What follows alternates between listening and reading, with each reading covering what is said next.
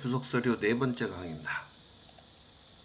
이번 시간에는 우리가 부동산 임대공급가액 명세서를 배울 건데요. 시험에도 잘 나오는 부속서류이기 때문에 반드시 알아두시고, 그 다음에 이제 우리 선생님들이 나중에 그 여유가 있어서 건물을 임대해주는 집주인이 될 수 있는 거잖아요. 이거 알아두시면 직접 우리가 부가세 신고도 할 수 있으니까 알아두시면 좋겠죠. 자, 먼저 사업자가 이런 얘기를 했어요. 그러니까 여기에서 이 사업자라고 하는 것은 임대사업자를 얘기하는 거예요. 그죠? 자, 건물을 빌려주고 이런 얘기인데, 자, 여기서 보니까 부동산 임대 용역 중에서 주택부는 제외하겠다라고 나와 있습니다. 그러니까 우리가 이제 건물 같은 경우에 임대를 해주고 그 다음에 뭐를 받아요? 그쵸? 임대료를 받죠. 그죠? 예. 자, 그러면 이제 이것은 집주인이 되는 것이고, 그 다음에 세입자들은 임차료를 주인한테 바치는 게 되겠죠. 그죠?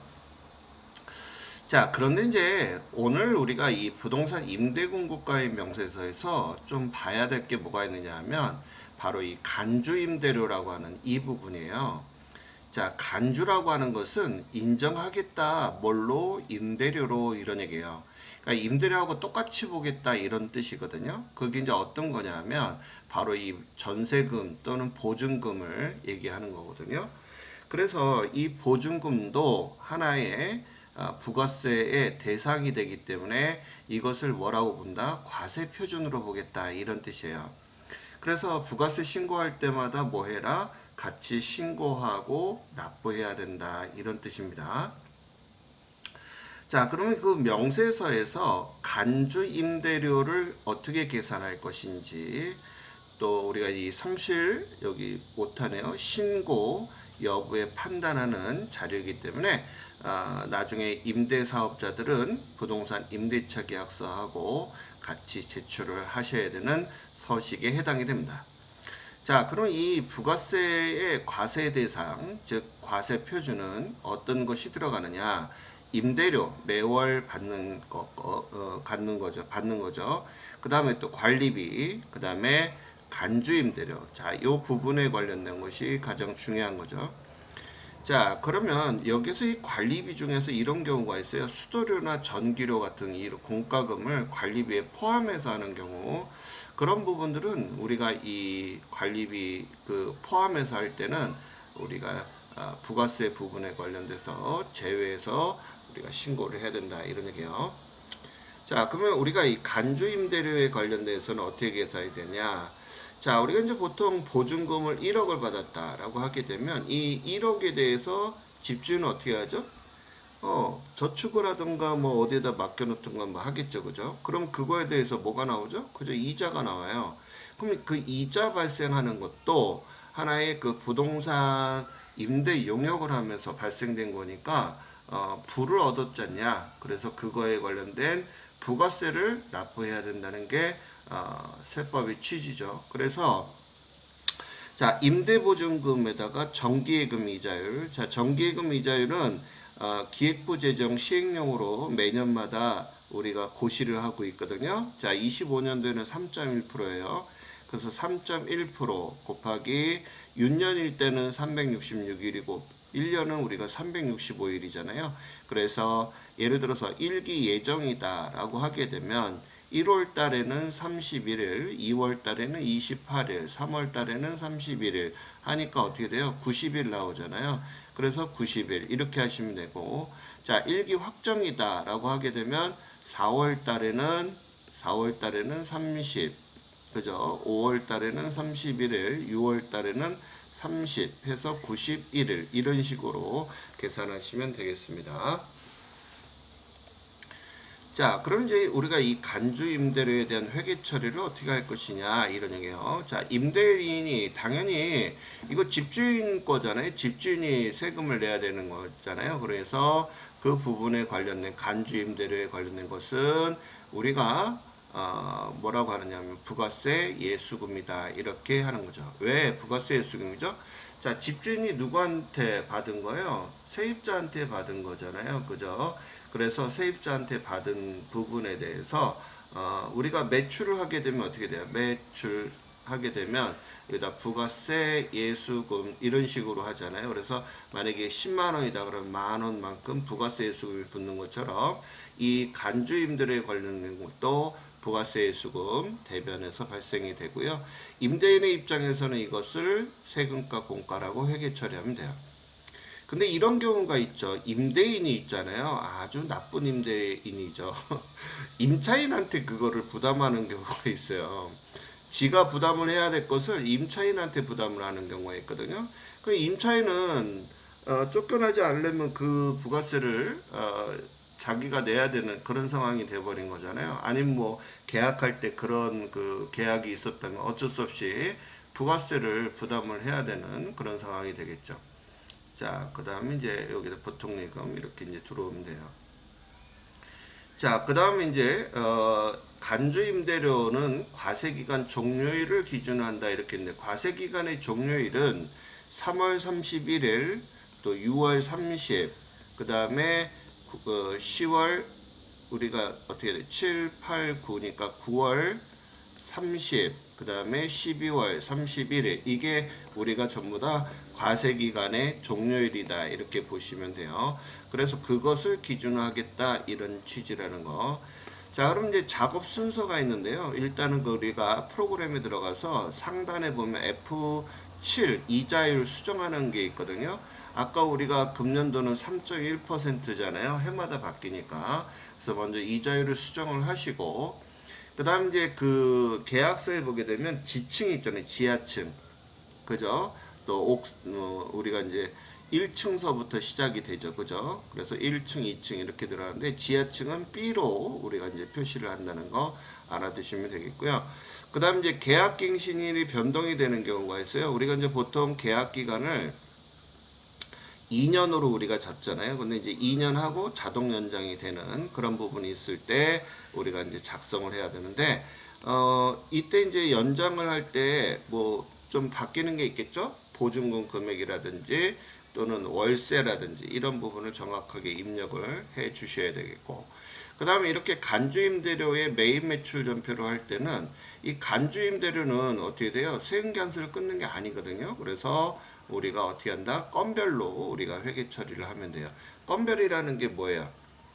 우리가 세금관서 발행 없이 이런 얘기잖아요. 그래서 부가세 수금, 세금과 공과 이렇게 우리가 회계 처리한다는 거. 누가 하는 거죠? 그죠? 임대인이 회계 처리한다는 거 알아두시면 됩니다.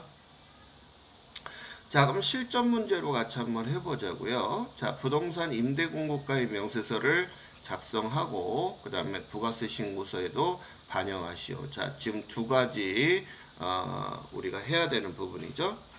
자, 그럼 월세와 관리비는 부가세는 별도 금액이며 이렇게 얘기했어요. 별도 금액이며 세금 계산서를 교부하였다. 자, K랩에 등록되어 있는 이자율을 사용한다 라고 했으니까 지정되어 있는 이자율이 있나 봐요. 그 다음에 신고서 작성할 때 기존 자료는 삭제하고 이런 얘기 했어요. 자, 월세나 부동산 임대공고가의 명세서의 내용을 반영하고 전표는 생략한다. 원래는 우리가 실무 프로그램에서는 전표 입력을 하게 되면 부동산 임대공고가의 명세서에 쫙 이렇게 땡겨와요. 한번 입력을 하게 되면. 근데 우리는 그거를 작성하는 그런 게 시험이기 때문에 일단 전표 입력은 생략을 한다. 이런 점. 그럼 이제 여기 보니까 거래처가 나이스 상사고요. 코드명이 501번이에요. 그래서 거래처에다가 F2키를 누르게 되면 창이 뜨죠. 거래처에 관련된 코드. 그거에 대해서 우리가 나이스 상사 선택해 주면 돼요. 그럼 이제 입력되어 있는 게 있기 때문에 그대로 입력을 해주시면 되고, 여기 이제 용도가 점포면서 면적이 155평방미터죠. 그 다음에 1동 1층 101호고요. 관리비 보겠습니다. 자, 14년 8월 1일서부터 1년이네요. 그죠? 자, 보증금, 월세, 관리비 이렇게 나와 있고요. 그 다음에 또 1년이죠? 자, 여기 이제 그새 또 올라 버렸어요. 변동사항이 있어서 우리가 따로 구분을 한 것 같아요. 그죠? 자, 이렇게 해서 차이가 있다는 거 알아두시면 되고요. 자, 그럼 한번 작성 한번 해보자고요. 먼저 우리가 부동산 임대공고가의 명세서의 페이지에 들어오셔야 되겠죠. 그러면 아까도 얘기했듯이 코드에서 F2 키를 눌러가지고 거래처명이 뜨면 해당하는 부분에다가 선택을 하시면 되는 거예요. 그래서 우리가 동, 호수, 호까지 입력을 해 주시면 되고, 만약에 거래처 등록이 안 되어 있다라고 하면 직접 입력하시면 됩니다. 자, 그래서 여기 아까 우리 있는 정보를 그대로 입력을 하시고, 그 다음에 우리가 첫 번째 있었던 그 1년에 관련된 정보, 그 다음에 계약, 갱신되는 이런 부분이 있었잖아요. 그런 부분이 있을 때는 여기다 입력하고 들어가시면 돼요. 그러면 처음에 들어갈 때 보증금서부터 과세표준 입력하고, 그 다음에 요 끝나는 날짜에 이어서 또 입력을 또 한 번 해줘야 되겠죠. 그러면 이게 지금 7월서부터 9월이니까 7월서부터 9월이잖아요. 7월 달에는 30일에, 8월 달에도 30일에, 9월 달에는 30일 하니까 92일이 나오겠네요. 그죠? 그죠? 예. 그렇잖아요. 근데 여기 92일이에요. 자, 여기 보면 7월서부터 9일이니까.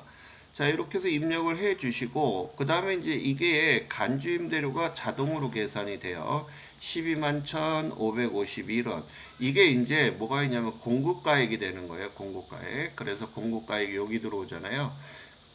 그러면 우리가 이거는 뭐예요? 이거의 10%가 납부세액이잖아요. 그러니까 보증금에 관련돼서 보증금에 관련돼서 보증금이 지금 얼마 2천만 원 받은 거에 대해서 12,156원도 하나의 월세 수입으로 간주하겠다 이런 얘기잖아요. 그래서 이것을 우리가 뭐라고 배웠어요? 그죠? 간주 임대료다라고 보는 거죠.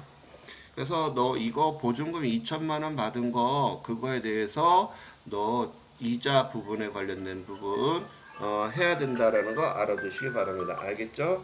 예. 그래서 요 부분 관련된 거 우리가 좀 이해를 하시면 돼요. 12,156원. 금액이 커지면 더 커지겠죠. 그죠?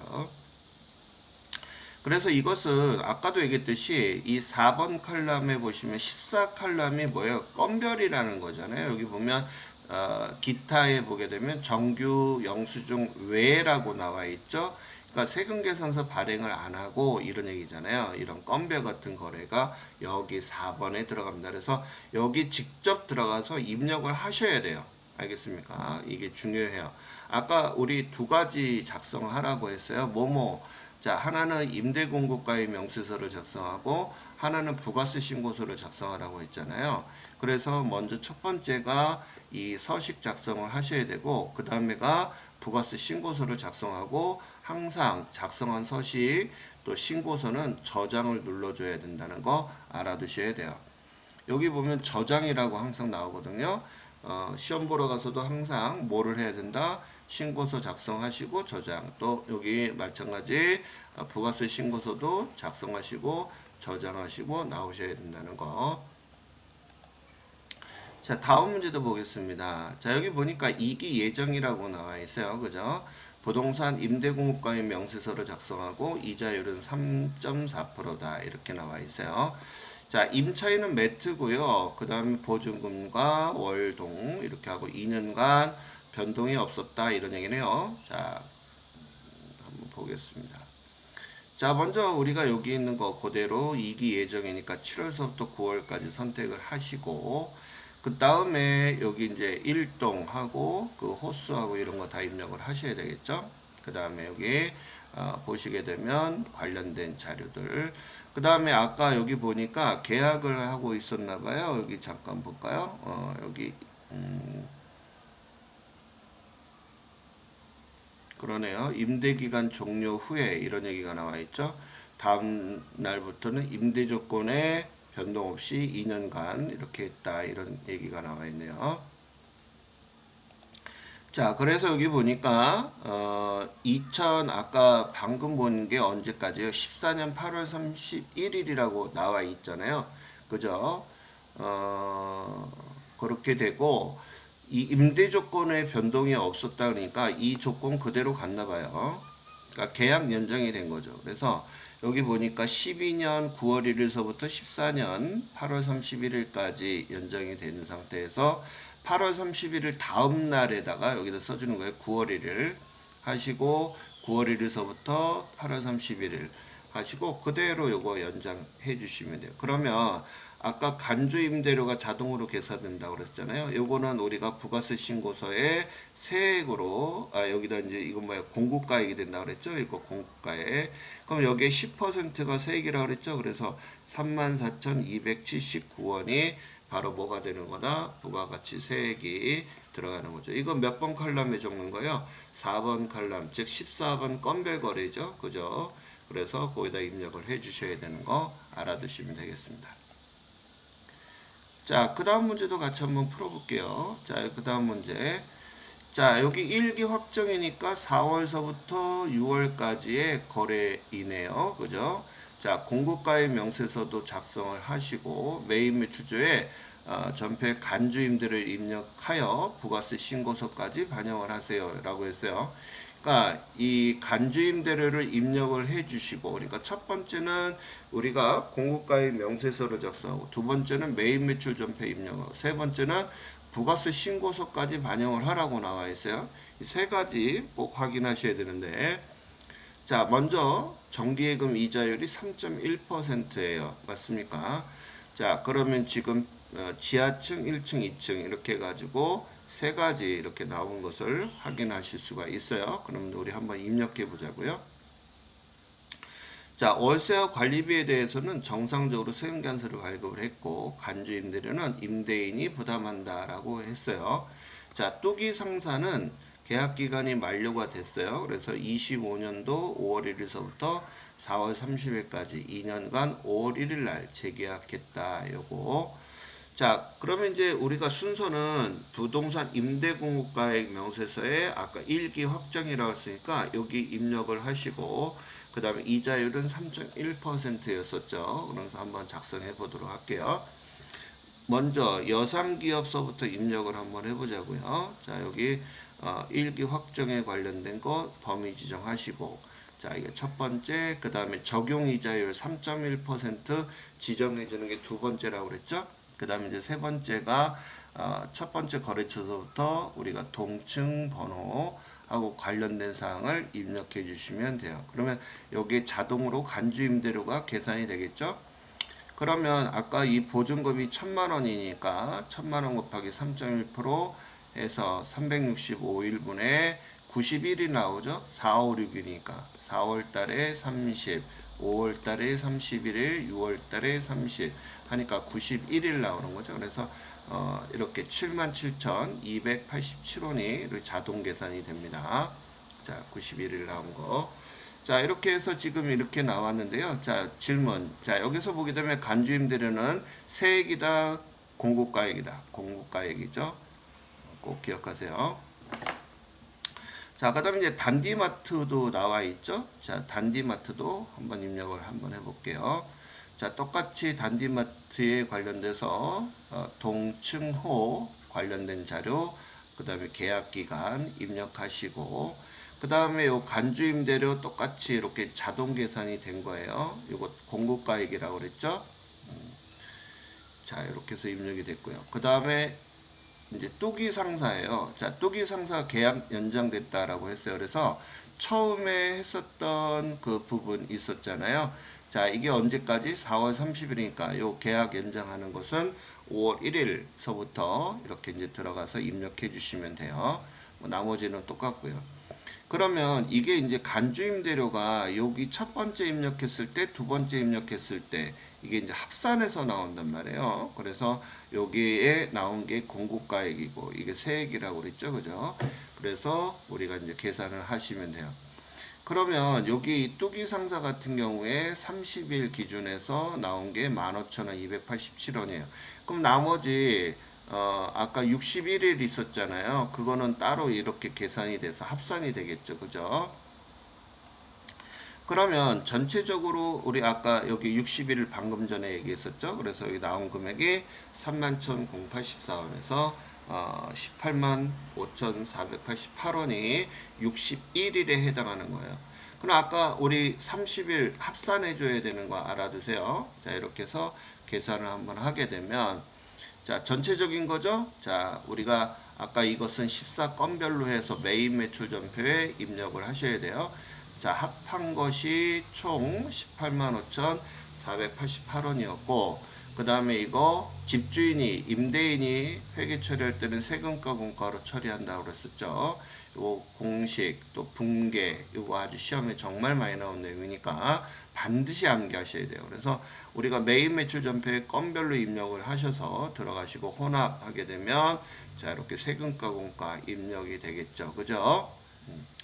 그 다음에 여기 요거는 간주임대료에 관련된 것은 건별에 관련된 거라고 그랬잖아요. 그래서 이 4번 칼럼에 우리가 입력을 하셔야 되는 거 하시고 꼭 반드시 저장, 여기도 마찬가지 저장 누르셔야 됩니다. 알겠죠? 자, 이렇게 해서 우리가 부동산 임대공급가의 명세서를 이번 시간에 배웠는데 시험에도 정말 많이 나오는 내용이니까 반드시 연습 많이 하셨으면 좋겠습니다. 자, 수고하셨습니다.